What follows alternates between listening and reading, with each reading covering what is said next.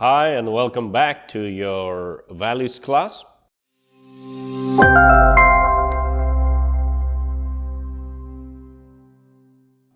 Today we have quite a bit to cover, but I hope you will understand the lesson. I'll try to make it as simple as possible. All right. So please take a look at the page that I have prepared for you, including this video is embedded into the page, just like all the other lessons. And at the bottom of the video, as you scroll down the page, you will see some helpful materials for you. All right. So let's take a look at the page just for a while. All right. So if you look down, you'll notice that you have my video that is being played on the top. Okay. And then you have the essential questions, the skills. All right. And on the right-hand side, you'll notice that I actually placed two hyperlinks for you. If you click on this book thumbnail that you can see over here, if you click on that, it will actually open the book for you, the ebook, which you can refer to, which you are supposed to read ahead of time, which you have been doing already. And of course, at the bottom, I have another link here to go to your Google Classroom, but you're already there, so it's okay. Now, so you have the essential questions on the left-hand side, you have the skills, but at the bottom, you'll notice that there is something called today's activity, all right? That's your target. Your eyes should be always on that target. So when you scroll down the page, here I have 4 things that is expected from you today in your assignment. Okay, these are the questions that are going to pop up in your Google Docs for today. So now, let's jump into our lesson so that I can explain these to you. So it will be easier for you to follow along.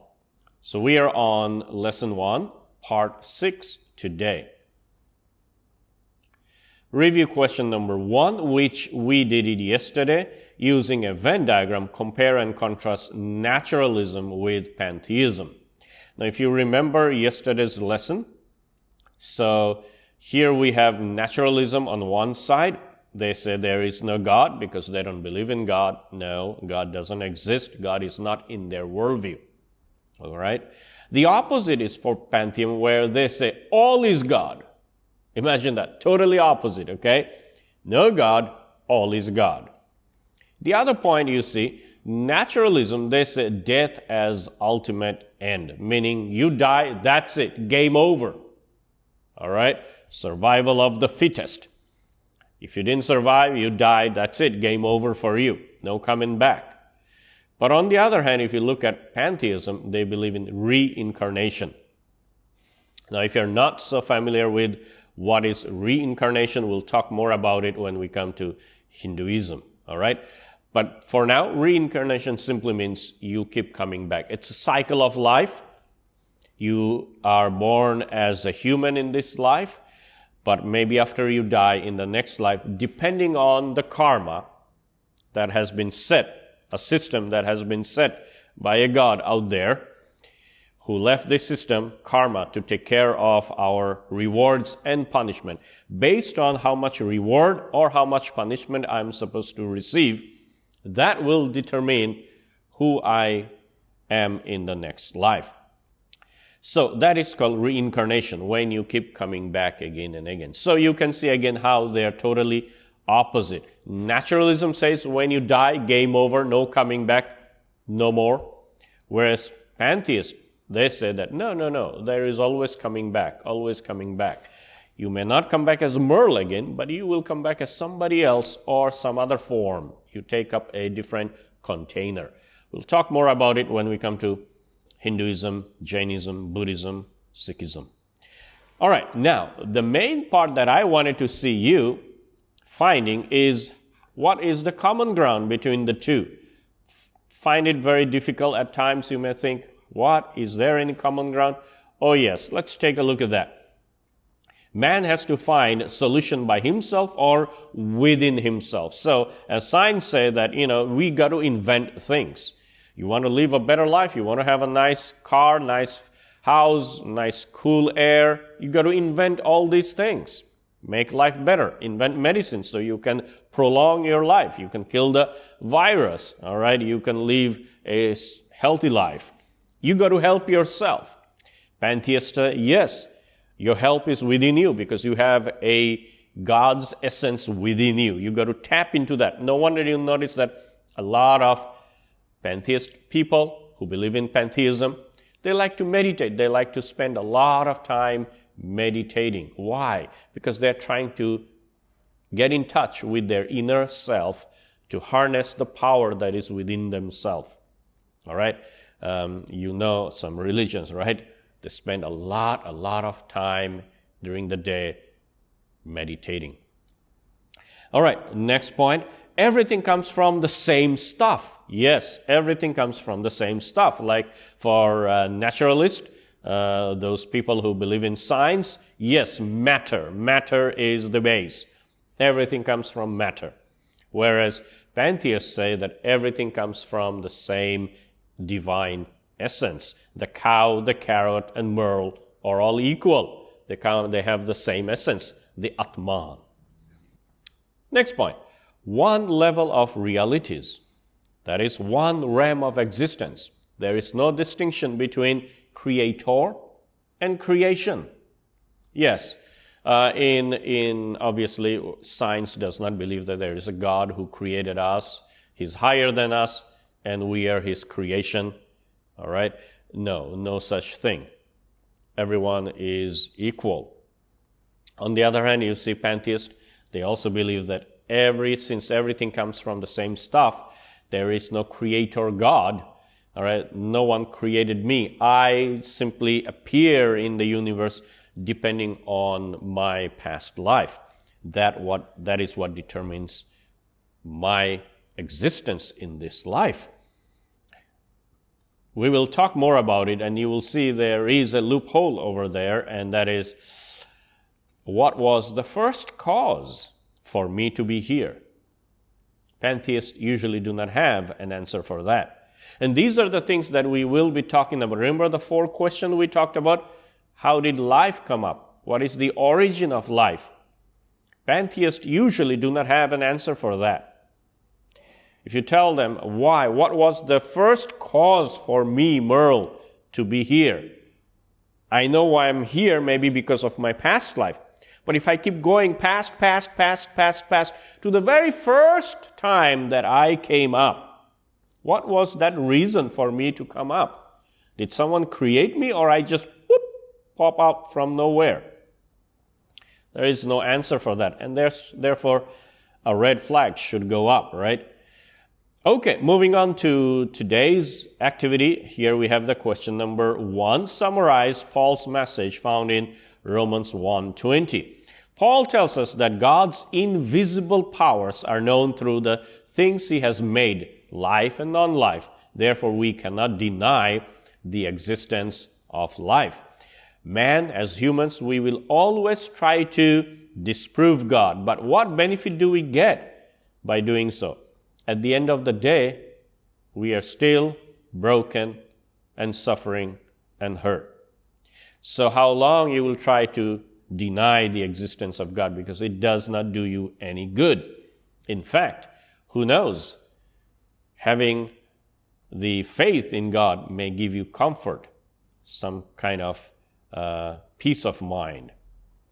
Now, how did God reveal himself to us? There are 2 ways how he revealed to us. General revelation. Nature speaks of God's existence, a designer, a creator. And specific revelation. The Bible reveals God's message and his character and a redeemer. Review question number 2. How does the poem The Road Not Taken by Robert Frost apply to worldview or challenges us today when it comes to our beliefs? Now, I'm sure you have read this poem before in probably grade 10 or 9, where it says, Two roads diverged in the wood, and I took the one less traveled by, and that has made all the difference. How is this poem related to our worldviews? Well, as we know, we are here to investigate the worldviews. And sometimes we may have to take a road that is less traveled by, meaning something that I'm not comfortable with. All right? I already have my belief system, and I'm so comfortable with this belief. But as the poem said, why not I try something else?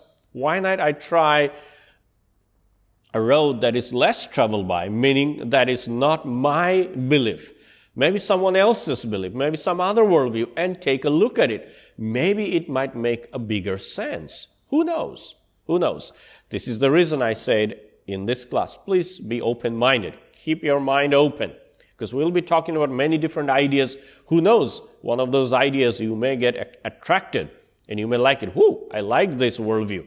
I like this this religion, their belief, their teachings. And hey, that could be your road less traveled by. And maybe that could make all the difference. So keep an open-minded and be willing to try out different worldviews. As the poem say, try the road that is less traveled by. Socrates, he said that the unexamined life is not worth living. Think about it.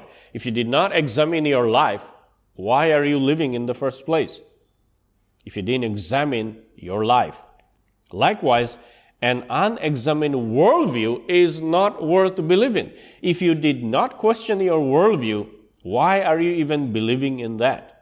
All right? Be able to question your worldview. Be able to know, why do I believe this? All right?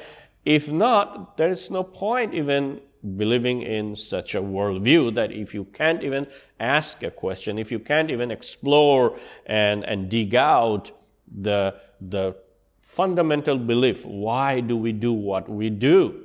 If you're not allowed to even ask a question, if you're not allowed to even investigate, that's no point of believing in such thing, right?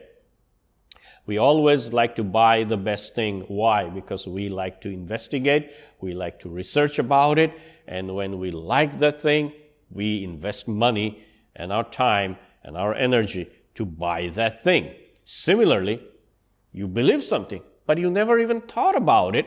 What's the point of believing? No wonder a lot of people say, you know what, I'm atheist. Why? Why do you suddenly say you're atheist? Simply because they have not explored their own worldview. That's why they're saying that I'm an atheist. But actually, if they take some time and maybe investigate, all right, examine their own worldview, test their own worldview, who knows? They may say, hey, after all, it does make sense. So, let's begin this school year by examining the worldviews, all the ideas, and let's see which one would make much more sense. All right? Maybe all the religions have some funny, interesting things in it. You may, at the end of the day, laugh about it. But if you were to evaluate, and you might see that, wait a minute, even though this religion has a lot of funny things, unusual things, hard to believe, but at the end of the day, it does make sense. It does make more sense than the others. So we got to find out that through this class. Next question, review question. Why worldview matters? Why should we evaluate or test our worldview? See your ebook, page 3. All right? And as I just told you, if you don't evaluate your worldview, it's not worth believing, right? Yes, in our world, the impact of good and evil is evident in every area of life, including religion. History vividly shows that religion can be redemptive, something good, something helpful, but also very cruel and destructive. Watch out. There is a lot of good things, but suddenly within the good mix, there is something evil. But we just go with the flow without even investigating, examining. And we just take the whole thing, whatever is in the bucket. All right, it's like a package deal. But investigate, because in that package, there might be some things that you might not want. We might need to throw it out. So this is the reason why we want to examine. Abuses and oppressive practices carried out in the name of religion can be open and obvious, or at times very deceptive and insidious. All right? So this is the reason why we like to test our worldview. We like to examine the worldview. Otherwise, it's not worth believing throughout your life. 80, 90 years, you have been a Christian or a Buddhist or a Hindu or a Muslim, and you have not even investigated what you have believed all these years. We need to spend some time. Review question. Define the following terms. Use the glossary from the ebook. Now, at the end of the ebook, you will find some glossary, and you can write the definitions from the ebook. What are these? Some of these words here. First, I have exclusivism. Only the followers of that religion worship the true God, and that salvation comes only through the faith in that religion. That's called exclusivism. Very exclusive, that only my religion is the truth. I'm sorry, yours is not. That's exclusivism. You'll notice there are many religions out there that profess that. Fundamentalism, unique aspect of a religion is called fundamentalism. Something that you cannot find in other religion, only in that religion. No other religion talks about it. All right? Now, every religion talks about that we should not steal, we should not kill. That's something common in every religion. But there are some fundamental beliefs in every religion that you only find in that religion. For example, in Christianity, you have Jesus dying on the cross. You never find in any other religion that a man would die for the rest of humanity. And this is not just any man. It's a God who came down, became a man, and died on the cross. You will never find this. This is something unique in Christianity. All right? So that's called the fundamental belief of Christianity. Now, every religion has their own fundamental belief. Buddhists have it, Muslims have it, Hindus have it. Everyone has their own fundamental belief. Inclusivism, salvation is accessible in other religions. So it's not just my religion can save you, but every religion is good. Like your grandparents tells you, hey, you know what? All religions teach us good. So all religions are same. Well, we'll find that out if that is really true. But inclusivism is the idea where they say that all religions are same. You can find salvation. You can save yourself through any religion. They just go in different ways, different path. But ultimately, they all end in the same place. That's called inclusivism. Pluralism, people can have a saving relationship with God within any world religion because all of them are equally viable paths to God. All right? So we can all have a relationship with God. People may call this God different ways, different names, Waheguru, or Yahweh, or Allah, okay, or Ahura Mazda. They may have different names, but ultimately, it's the same God. All right? Pluralism. That's pluralism. Syncretism, the attempt to blend the belief of various religions, is called syncretism. You sync all the religions. You find something common among all the religions, all right? And you blend it and you say that, look at this. All the religions somehow is connected. You build a bridge.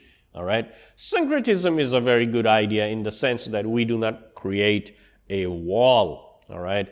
We try to find common ground and make friends with everyone.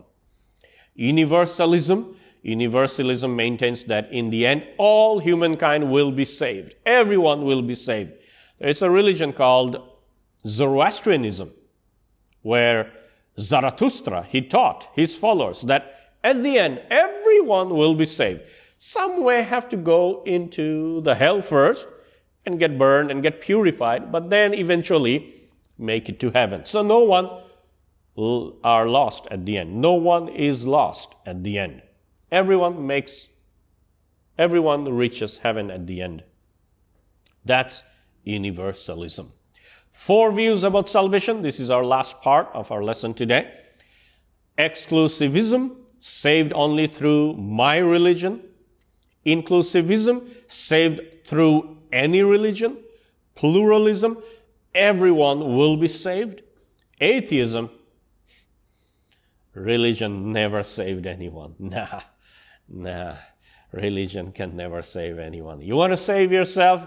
Go invent something. Go invent medicine. Go invent this and that. Technology will help you to survive, not religion. All right? So these are some of the interesting things that we talked about today. And I would want you to please go ahead and open the Google Doc right now. I know I have taken quite a bit of your time today, but I have given you 4 questions. Answer them. Actually, you could have answered while I was talking, and you could actually type it out. That way you can save a lot of time. But anyways, go ahead, turn that in, and that's it for today. All right? You take care, stay safe, and I'll see you on our next video. Bye.